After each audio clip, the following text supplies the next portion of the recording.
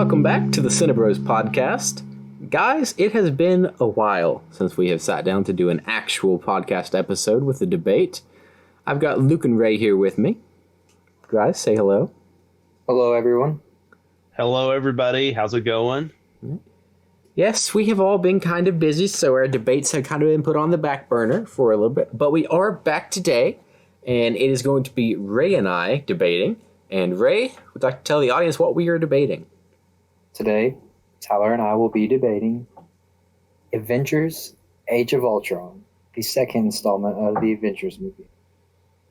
All right. And Ray, you like this movie. I don't. And Luke, you will be moderating this debate. So if you guys have not watched the debate before, Luke will now tell you how our debates typically go. Luke? Okay, everybody. So, like Tyler said, this is a debate episode, so we have a standard format. So we're going to be doing a 5-round debate. We'll start out with an opening argument from each side. Then we will be discussing the writing, the acting, the directing, and then we will close it out with a closing argument from both sides. Guys, you ready to get started? I'm ready. Absolutely. Okay, so starting off with the opening argument round, I like to let you guys pick first, obviously. So which one of you all wants to go first? Ray, how about you go first? That's fine with me. So I'll keep it short and simple. So we obviously all know that Age of Ultron isn't the best MCU movie there's just so many good ones to choose from. But without Age of Ultron, we wouldn't really have some of the good MCU movies that we have today, like Endgame or Infinity War. It was the first movie that assembles like this many characters on screen before. I know the first one came out, and then there was a bunch of characters. There was Thor, Hulk, Captain America, Iron Man. But in this one, we have more. We have Ultron, Vision, Wanda, who's really cool, like one of the most powerful people in the MCU, and we get her in this movie. We also get Quicksilver, and we have all the heroes we had before. You would think, with this many characters, the movie would be able to flop, but good directing, good writing keeps it all nice and tidy and still makes the movie a good time. And I also would like to add that this movie was like one of the first. I know some of the ones before it were like, kind of funny, but I feel like this was one of the more like humorous MCU movies that actually figured out like how to do it right. And I'll end my opening argument there and send it over to Tyler. All right. Ray, very well done on the opening argument. Tyler, you may go ahead with yours. All right. So, as you guys know, we do a lot of Marvel content on this channel. We've done several Marvel debates. We just did an MCU tier list video, which you guys should check out because it's kind of not doing as well as we would have liked. But we are all Marvel fans. We all enjoy watching Marvel movies. I know me, personally, I've loved Marvel ever since I was a kid. I had tons of Marvel action figures, tons of Marvel comics, went to see all the MCU movies, and I do find enjoyment in all the MCU movies. This, however, is by far one of the ones that I found the least enjoyment in, even as a kid. And I think my opening argument is going to go down to like I said, I have been a Marvel fan for the large majority of my life. And even as a kid who loved Marvel movies, this one just did not do it for me. I rewatched it the other day, and it still didn't do it for me. I have a lot of critiques that I'll get into later, but this one definitely is by far the worst Avengers movie. And it's definitely in the lower tier of Marvel movies in general for me. The writing is so poor compared to what the Russo brothers would later do with all the characters. The directing, I think, is weak. I'll leave discussions of the acting to that round. But overall, I just think this is a very weak entry into the MCU. And like I said, I will leave most of my complaints into the later rounds. So that'll be my opening argument. Okay. Fellas, good job on the opening argument. Now we're going to be getting into the meat of the debate, and that will be the writing round. And Ray, since you went first last time, we're going to have Tyler go first this time. So, Tyler? All right. So the writing is definitely, in my opinion, the weakest part of this movie. I think when you look at the MCU, there is a very stark divide between this movie and what came before it, and this movie and everything that came after it. So I think this movie is like the good separation point when looking at the MCU.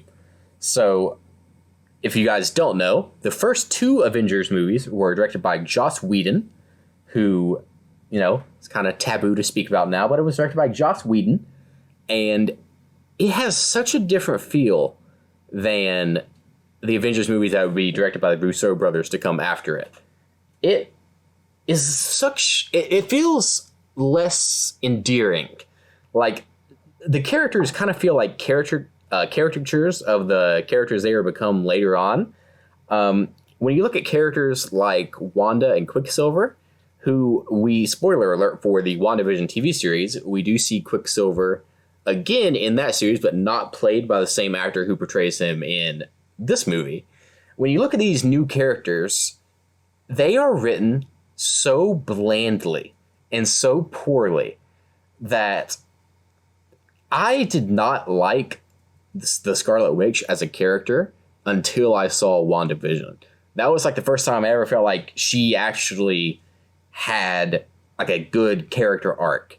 And a lot of that is down to just how she was written in this movie. She was so like brooding and uninteresting. Now, Quicksilver, I will say, is written better. And I will say he was actually my favorite character in this movie. And Joss Whedon killed him off in like one of the final scenes. Like, they introduced this awesome character who really most of the audience liked, to just kill him off in the very same movie. And we never see him again in any MCU content ever. It was really disappointing. And I think that that scene is kind of exemplifying of what my problem with writing is. And it just seems like very short-sighted. Like, it seems like this movie could have been so much more. It could have served as like a launching off point for so many other things. So like, another big problem I have with the writing is the villain, Ultron, who is the namesake of the movie. If you're a comic fan, you know that Ultron is one of like the big bads of Marvel. Like, he has a ton of arcs. He is always like described as like this really imposing villain who takes like everything they can throw at him to beat him. And honestly, I think Ultron would have worked way more as a like Thanos level villain for like an entire phase of the MCU than just a one-off character in this movie. I felt like having him just be a one-off character where he's introduced and then dies later in the movie is just really not a good look for his character. I feel like they could have done so much more with him. You have other things that go on regarding the writing in this movie. This is where we see the dumb Hulk and Black Widow romance plot that is just completely discarded later because they realize that was stupid. That's in this movie.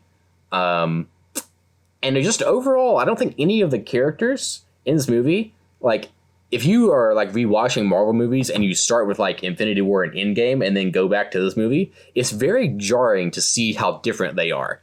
It's almost like the characters don't have any life to them. They feel very like bland and boring and like unnecessarily like brooding and things like that. So really my problem with the writing just kind of boils down to, I did not like how they handled Ultron at all. I felt like they made him like way weaker than his comic book counterpart. I did not like how they handled Scarlet Witch or Quicksilver, but mainly Scarlet Witch. And I hated that they killed Quicksilver because I feel like they just introduced his character and they gave him like a really kind of cool personality and backstory, and then they just killed him and we never see him again. And just overall, it feels very bland in comparison to the rest of the MCU. And I think that's where my writing argument will end. All right. Thank you, Tyler. Very solid effort in that round. Ray, you go on ahead. Okay, so before I say anything about the writing, I want to start with the greatest foreshadowing I've ever seen written in a movie, maybe. So in this movie, we see Captain America nudge Thor's hammer, hinting that, well, he might be worthy enough, but it was just a small little nudge. This scene's never talked about, never brought up again throughout any of the MCU movies until we get to Endgame. Endgame, out of nowhere, probably one of the greatest movie scenes I've ever seen. The whole team's down. We get to see Cap pick up Thor's hammer and go ham with it. And you guys, there's nothing bad that could be said about the scene. I know it's not a scene in this movie, but the foreshadowing from this movie up to that scene is just really awesome to me. But as far as the writing goes, in this movie, I liked the humor a lot more than in like past MCU movies. Like I said in my opening argument, especially in comparison to the first one, I think it really improved. There were a few like humorous scenes in there, but this movie really added to it, and I think that the added humor makes the movie more entertaining to watch. And I don't think that the humor is in there at bad times, because sometimes in an MCU movie they do put humor in when humor shouldn't be there. I don't think that's the case for this movie. I think they have it in there for the right times. It's good relief at times when something crazy's going on. And as far as the writing goes, Tyler says he says that he didn't like Ultron being a one and done villain. He wanted to see him a little stronger. But I think it was appropriate for him to be one and done, just to show if we have more like villains who are around for more movies, such as Thanos was for 2 Avengers movies, I think it might have taken away from like how powerful Thanos might have been. Maybe they wanted him to be a one and done villain, because if he wasn't, that might make Thanos look a little weaker. And you said you didn't like the writing of Wanda and Quicksilver, and that's kind of fair. I do agree that Quicksilver probably shouldn't have been killed off, but we do get to see Quicksilver again later on in WandaVision. It is played by a different actor, which I think I kind of like the other one a little more. But I didn't really have a problem with how Wanda and Quicksilver were written. They needed to be introduced into the MCU at some point, because they couldn't have fought Thanos without Wanda. I do think a little more could have been done there, but I think with what they were given at the time, they introduced them appropriately. And that's really all I'll have to say in the writing. Okay. That was a good job by both of you all. So can I say something real quick before we move on? Yeah, Tyler, go ahead. Yeah. So, okay. So even though we do get to see the scene where Cap kind of shakes Thor's hammer a little bit, I genuinely don't know if Joss Whedon was meaning for that to be a foreshadowing moment. I would say that probably had more to do with the Russo brothers kind of looking back at what was there and be like, hey, he moved the hammer. That'd be cool if we implemented that. So I don't know if you could give this movie credit for doing that in. It's cool to look at it as that, though. I mean, it is. That's how I see it. Yeah. I don't know. I'm not aware of the production of those movies. That may well have been planned years in advance, but I don't know if it was.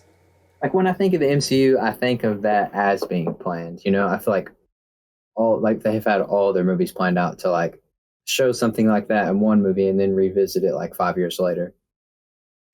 Yeah, I get where you're saying. I feel like that's not the first time they've done that. Yeah. That's just one of the best examples of it. Mm-hmm. All right, guys. It was a very solid effort from both of you in the writing round. But now, of course, we're going to move on to the next round, which is directing. And Tyler, since you started off the writing round, the directing round will begin with Ray. So overall, to me, the movie does have pretty good CGI, as far as I can remember. I haven't seen it in a while, but I do remember it having pretty good CGI. and it has a lot of fun scenes to watch. You know, being MCU nerds, there's not. My problem with the first Avengers movie was like there wasn't a lot of action leading up to the final like New York battle scene. And this one, there's like a ton of other battles going on, and like they're not just stupid fill-in battles. Like they all look good. One in specific, a really good battle, which some of us might have forgotten about, is like the Hulk versus Hulkbuster battle, which was really fun to see in theaters. I saw it in theaters when it first came out, and I remember all the people around me, like seeing all the people in the theater. Everyone enjoyed that scene, and that scene just adds a good lead up. It's a good lead up to the final battle scene that we will have later on in the movie.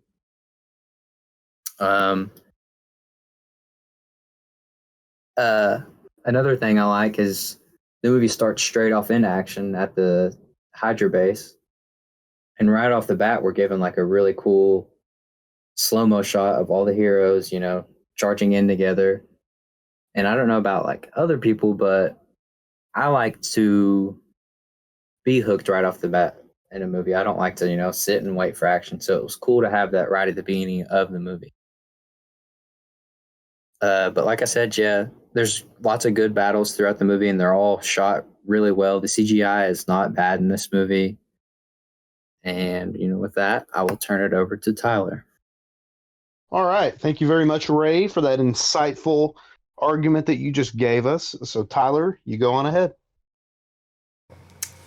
All right. So, regardless of the events that happened in Joss Whedon's personal life recently, where it came out that he's really not a great person in the slightest, his career is probably pretty much done in Hollywood after recent allegations.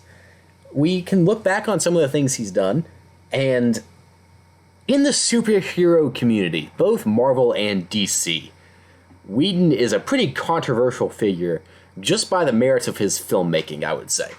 So, DC fans, after getting the Snyder Cut, obviously hate the man for what he did to Justice League. But Marvel fans are a little conflicted as well. On one hand, he did, kind of start the whole Avengers thing. He did the first two Avengers, including this movie. So really, he should get some credit for the way the MCU turned out. But as I've kind of teased so far, when you go back and watch his Avengers movies versus the Russo brothers Avengers movies, there is a stark difference in quality, in that the Russo brothers films are just so much better than Whedon's. And I believe that Whedon is a writer-director. I believe he writes the movies that he directs. So I think he wrote this movie. Can anyone fact check me on that? Yeah. Yeah, he did. Yeah, so whenever that happens, I do like to tie in my criticism of the director with the writing round, because obviously he both wrote and directed the movie. So obviously, I think Whedon deserves some crap for the writing round, which I just expressed my dislike of. But looking from a directing standpoint, he did okay.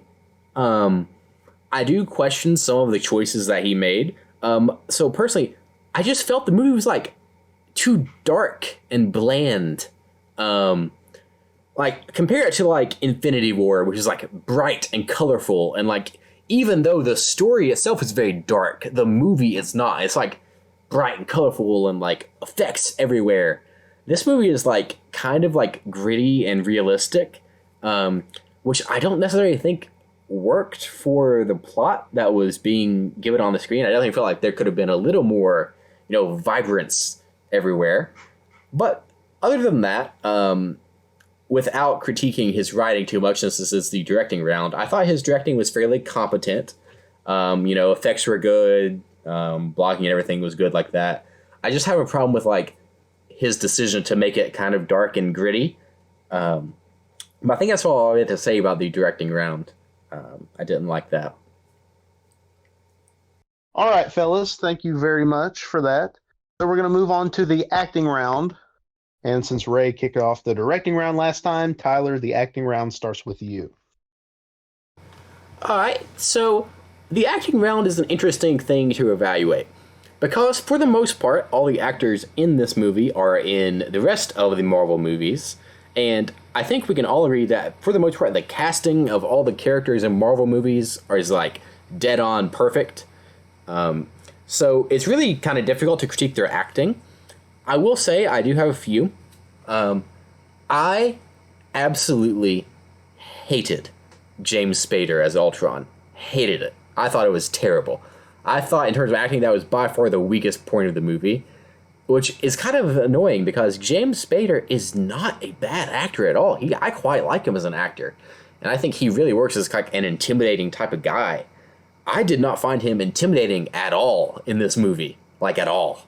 Like, I found him more funny than he was intimidating, and as I said in the writing round, I expected Ultron to be like super intimidating, not like a comic relief character as he is at points in this movie. I don't know that I agreed with the choice of James Spader as Ultron. It may have been problems with the script that he was given, but like even his voice, I don't think really fits the character. I would have preferred him with like a deeper, more kind of intimidating voice to voice Ultron. And in terms of the other actors, I think they all did well. I think the majority of the problems that I could identify with the acting would lie in the writing, which I already said is my biggest flaw with this movie. So really the one big acting critique that I had to point out is James Spader as Ultron. I really did not enjoy that at all. Okay. Thank you, Tyler. Ray, you go on ahead, man. So, before we were doing this debate, I decided to sit down, take a couple of notes. I didn't have any notes for the acting round because, there's not really much that can be said about it. I mean, when you have Robert Downey Jr., Chris Evans, Chris Hemsworth, Mark Ruffalo, Scarlett Johansson, Elizabeth Olsen, the movie could be carried by even one of those actors. And when you have all of them on screen together, they're all working together, that could take away from any bad performance that is in the movie, to me. And we are given a really good, I want to say specifically, we were given a good performance out of Robert Downey Jr. He's playing kind of he's not really like the same cocky Iron Man he is in the rest of the movies as he is in this one. He seems a little more humble in this one and a little more kind of dark, I want to say, because he's suffering from PTSD from the events of the last Avengers movie and from the things that have happened in the Iron Man movies. And I think he plays that role well in this movie. But I don't really have a lot to say about the acting. I think that there are a lot of actors in this movie that could carry the movie, and I think they all work together really well. They have funny scenes together, and I think the acting's really good. All right. Thank you both for your argument in the acting round. But now, guys, it is time for the final round of this debate, which is, of course, the closing argument. And Tyler, since you started off the acting round, Ray, go ahead and start us off with your closing argument.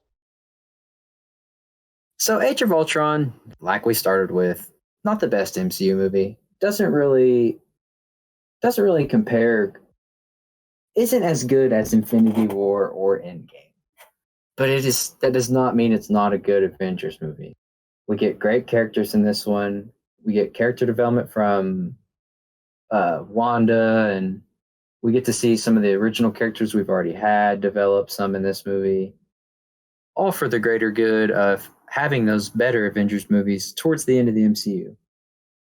It's not one of the best movies in the MCU, but it's a great stepping stone in the MCU, and you could always go back and watch it as an Avengers movie because it's still, to me, I would rather still watch this movie than I would go watch The Incredible Hulk or any of the Captain America movies, except for maybe Civil War. Civil War's great. It's still entertaining. We still great battle scenes. All the acting's great. I like Age of Ultron. I'm sorry that Tyler doesn't. And with that, I'll turn it back over to him. All right. Tyler, go ahead, man. All right. So, like I said, this is by no means a bad movie, but in the context of the greater MCU, it is definitely one of the weakest. it is certainly, I think, the worst Avengers movie. It has fatal flaws in the writing. I have some critiques of the directing. Felt like the acting could have been better in some departments. Mainly, I just feel this is one of those movies, along with Civil War, that I think really just kind of crapped on the source comic material. And I know that you can't follow the comics on everything because the comics do get a little ridiculous at times. But I really just wanted to see Ultron be cooler, more intimidating. And if recent rumors are true, we may be getting a different version of Ultron in the future. Who knows? I think that would be cool. But overall, I just did not enjoy this movie. This is not a movie I would ever go back and rewatch. There are some movies in the MCU that I could rewatch like over and over again, like Guardians of the Galaxy, Thor Ragnarok, Infinity War, etc. Those later movies. Really, I just don't like the tone of these early MCU movies. I much prefer the later movies that we get with the Russo brothers. But yeah, that's my closing argument. It's just movie. It's just not for me. And with that, I will turn us over to Luke for the judgment. All right, guys. Thank you so much for this awesome debate. Guys, it was really awesome to hear your all's thoughts and opinions about this movie and to be able to break it down in segments in our debate format is always entertaining and gives the audience a different perspective, I think, of the film and might shift some opinions in some of your all's ways. But it was really well done from both you all. I had a really good time moderating, but let's get all that stuff out of the way and get down into the dirty business of this. Who won this debate? And I'm not going to outright tell you who won it because I kind of like to drag it out and break it down segment by segment. I know sometimes it's fun to say at the beginning, but at this point in this debate, I can't say it from the beginning because as I'm giving my score for these rounds, I think I might be figuring out who won these rounds in my head as we go, because some of these rounds were pretty neck and neck, guys. I'll be honest with you. This was a lot closer of a debate than I thought it was going to be. So with all that out of the way, let's get into it. The opening argument is a swift victory for Tyler. Overall, I just think, Ray, you did a good job. I think you weren't, I know the opening argument is not supposed to be very specific, right? It's giving your kind of general, basic, like vanilla thoughts on the movie before we dive into it later into the debate. But I think, Ray, that you couldn't really hone yours together. I think Tyler was just a little bit more precise. But you did a really good job as well. Moving on to the writing round, and this was probably closer than the opening argument. I'd say it was definitely closer, actually. But I am going to have to give the writing to Tyler also. Again, Tyler, I just feel like you just are very good at these writing rounds. You definitely know how scripts are supposed to be written. Ray, I know you do too, but Tyler, it seems to me like you're able to explain your thoughts in the writing round a little bit better. It might just be a strength of yours. I think it is because you've beaten me in a lot of writing rounds. But Ray, you did a pretty good job also.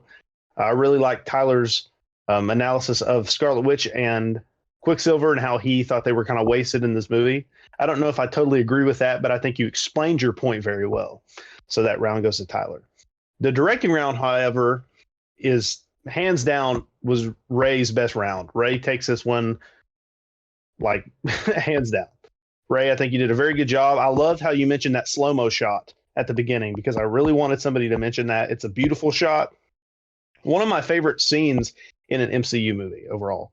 This isn't one of my favorite MCU movies, but that scene's fantastic. I love how you mentioned it.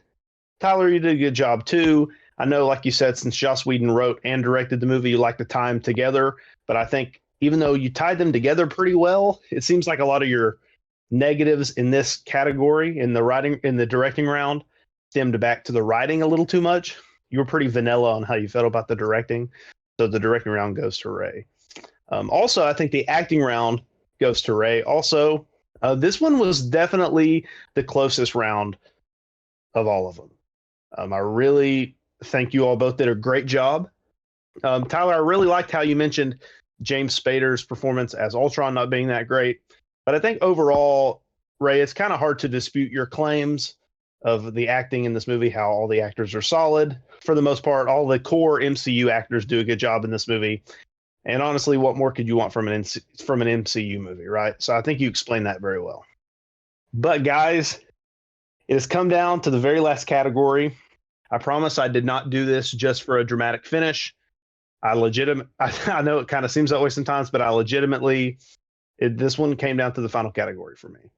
So for the closing argument, I'm going to have to give to, and the title of debate winner, to Tyler. Tyler takes this debate. Tyler, I think your closing argument was just very solid. It was pretty similar to your opening argument, which is kind of the point, right? It's just like when you're writing a paper, your opening argument and your closing argument are going to be pretty similar, just kind of a restatement of points. And I think, again, you're just very precise and you nailed how an argument is supposed to be at the beginning, like a broad statement of your claims. I think you do very well. So, Tyler, you win this debate, but a pretty solid effort from both of you guys. All right, guys, that was a fun debate. And for the first time in a while, we do have a story time segment. Luke apparently has a story that he is just dying to tell. So we're going to let Luke do that now. Luke, whenever you're ready. Okay, guys. So, like Tyler said, it's been a while since I've had a story time. And I feel like this story is pretty entertaining. So here we go. So to set the scene, it was late on a Wednesday night. I'm talking probably about 11 o'clock at night on a Wednesday in February. I don't remember the exact day. Could probably look it up if I wanted, but I don't really have any interest. So yeah, I know it's a Wednesday night in February, and it was when that giant ice snowstorm hit that knocked everybody out of power around here, at least. I was out of power for a little while. But I retreated to my friend's house. The second we lost power, I was able to, one of my buddies invited me to stay at his house. So I managed to make it to his house okay, and I stayed there with him for a few days. And I'm going to leave all my friends' names out of this. I'm sure they probably wouldn't mind if they were on here, but I don't know. I mean, you never know what could happen, right? So I'll leave their names out. But this friend of mine who I was staying with got the bright idea on this late Wednesday night. And I had to work the next morning. I ended up using a sick day the next day because we were out so late.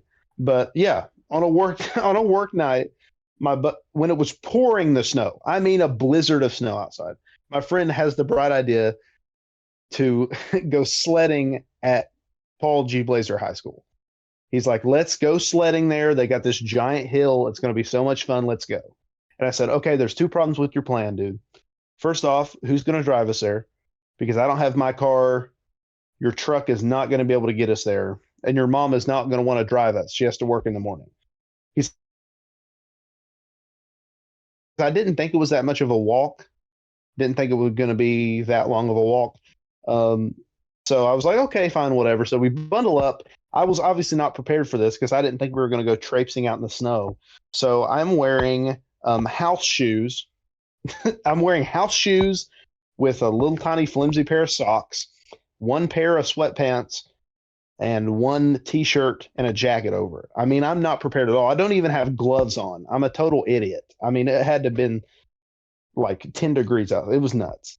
So we decided to go out into the snow because his mom obviously said, I'm not driving you. So he pulled out his phone on Google Maps and he tried to track how long of a walk it would be. And on foot, it was 4 miles. So we thought, in my head, I'm thinking, okay, dude, I got to work the next morning. This is a 4-mile walk. We're not going to be able to make it. It is pouring snow right now. And he said, yeah, we're going. I said, what? And of course, he guilted me because he said, how often do you get to go sledding in the middle of the night? And he guilted me into it. I shouldn't have listened. I was an idiot. So he actually convinced me to walk with him 4 miles in the snow, almost up to my knees in the snow for 4 miles to this high school to go sledding. I'm not kidding. It might be the dumbest thing I've ever done in my entire life. You know what the worst part is, guys? We didn't have a sled. We were supposed to go sledding. We had no sled. So you know what we did? We took his kayak with us. And we couldn't drive. We couldn't haul the kayak. So what did we do? We took turns dragging the kayak through the snow 4 miles in the middle of the night in Ashland, Kentucky. Luke, it's the dumbest thing I've ever done in my entire life. Yeah. Luke, I've heard this story, and the kayak part just escaped my mind. That makes the whole thing funnier. Yeah, I mean, it's like, nuts. Because I knew you were going to tell this story, and I was picturing it in my head as you was dragging a sleigh. Now that I know it's a kayak, it just makes it even funnier. Oh, yeah. But continue. Yeah, it's a kayak, and kayaks are not really meant for sledding. We used it for sure, but it's not very safe to take that down a giant drop.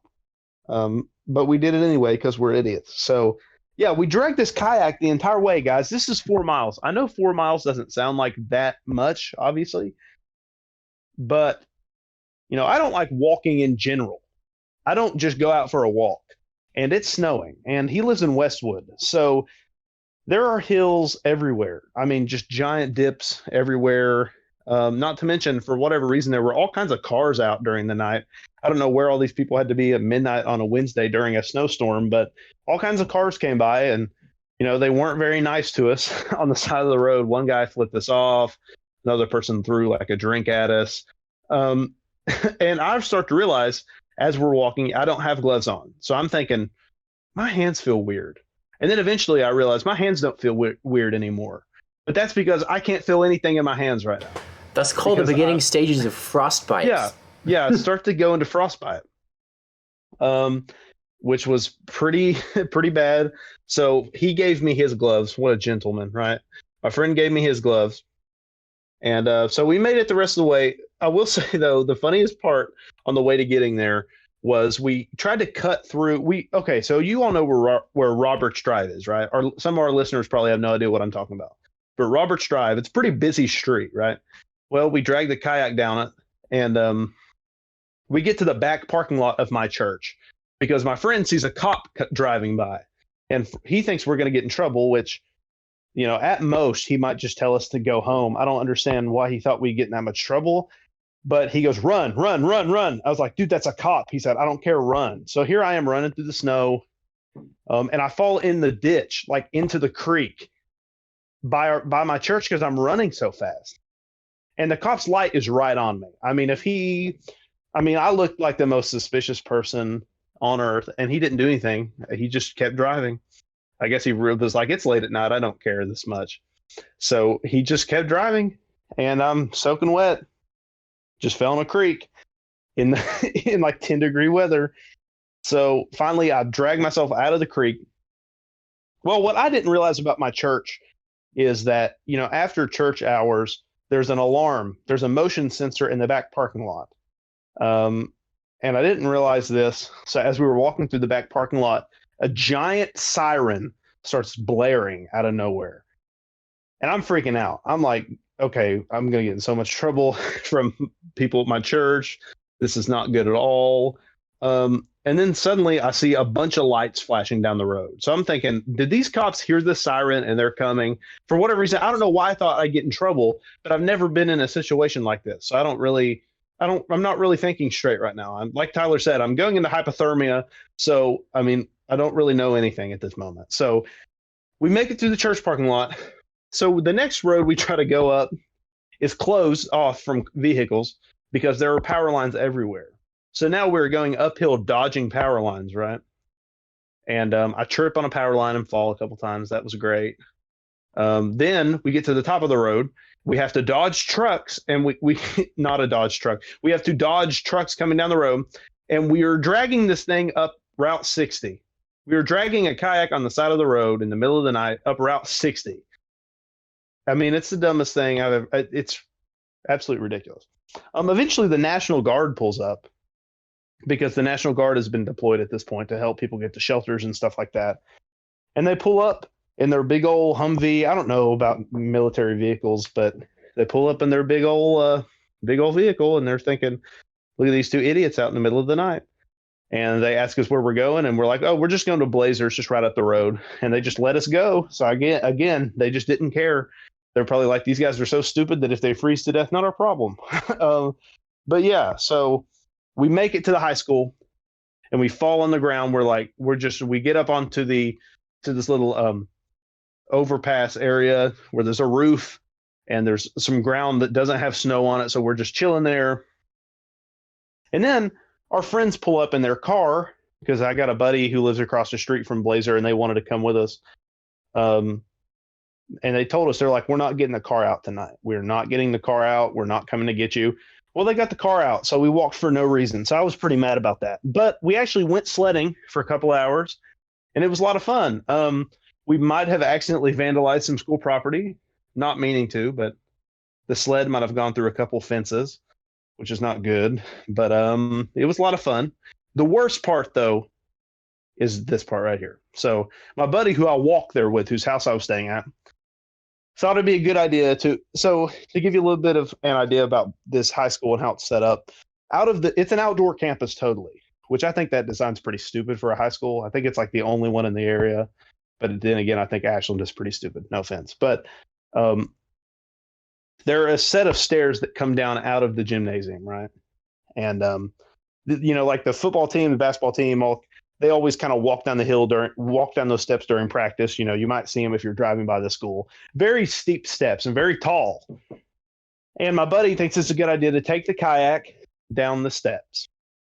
What he didn't realize was that the snow that was on the steps was more of a dusting than anything. So he thought it would be padded. We all told him, no, you're an idiot. So he goes down the steps. Kayak flips over, lands on him. In midair, the kayak flips and lands on him. I mean, I hear a crunch. It's really, really bad. So we're all freaking out, yelling, like, are you okay? First, he can't get off the ground because he's had that wind knocked out of him. So we help him up off the ground. And, I'm help walking him to my friend's car. And my friend still thought, hey, he asked me, he said, so are you guys about to start walking back? I was like, no, we're staying at your house. My buddy's a cripple now, and we can't walk back 4 miles in the snow like we did. So no, you're taking us to your house.